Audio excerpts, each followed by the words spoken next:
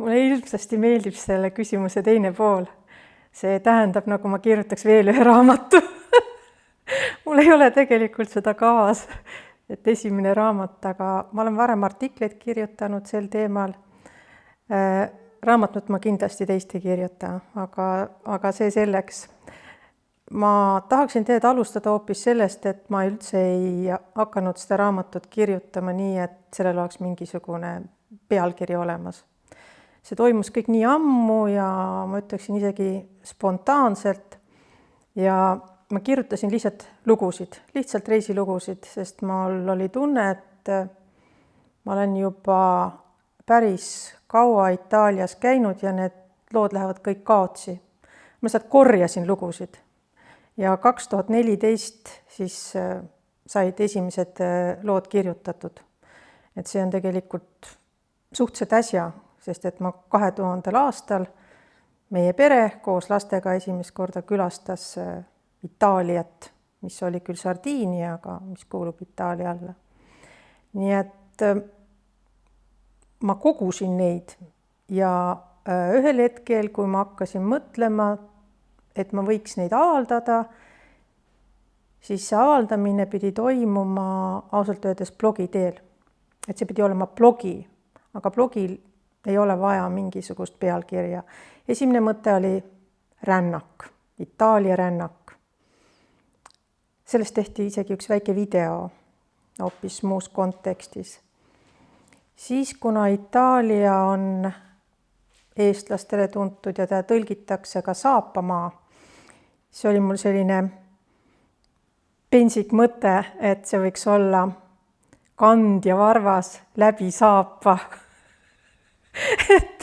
et anda siis sellele saapamaale selline natukene teistmoodi väljund, sest need jutud on peamiselt ikkagi kirjutatud kõik rännakutest ja matkamisest ja mäel käimisest. Ja siis oli veel kolmas mõte ja see oli Saapamaa galerii. Aga kui see video ilmus, mille nimi oli juba rännak, ja siis ma leidsin raamatu, mille nimi oli Toskaana galerii.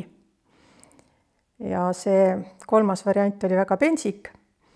Siis ma hakkasin pigem kuidagi peas olid need mõtted kogu aeg, et midagi ma kogun, sest ma kogun neid jutte ja neid oli juba kogutud aastale 2021 või 2020, kus esimest korda tekkis mõte, et tegelikult sellest võiks tulla hoopis raamat.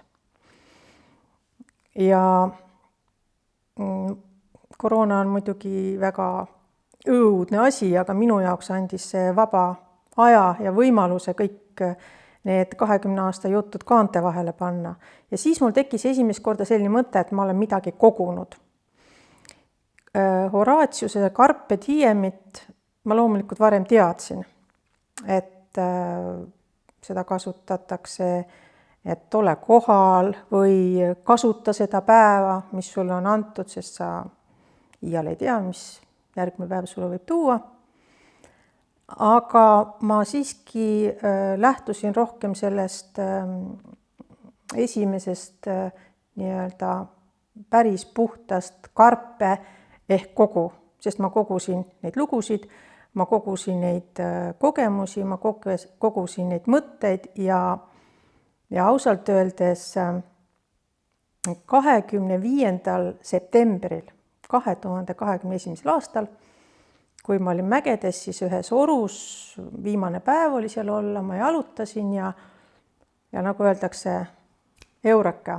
Ma nägin ühte hotelli ja selle hotelli peal oli kirjas Carpe Diem. Ma pildistasin seda hotelli ja ma tulin koju ja ma olin absoluutselt veendunud, et selle raamatu nimeks saabki Carpe Diem ja Itaalia. Loomulikult ma pidin selle Itaalia ka kuidagi sinna sisse panema.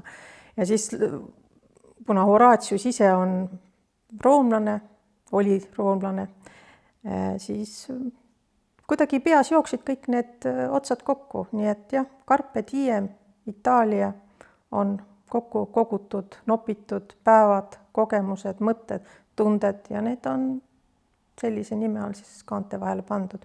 et seal on ka Horatiust, Horatius oli itaallane ja elas Lõuna-Itaalias.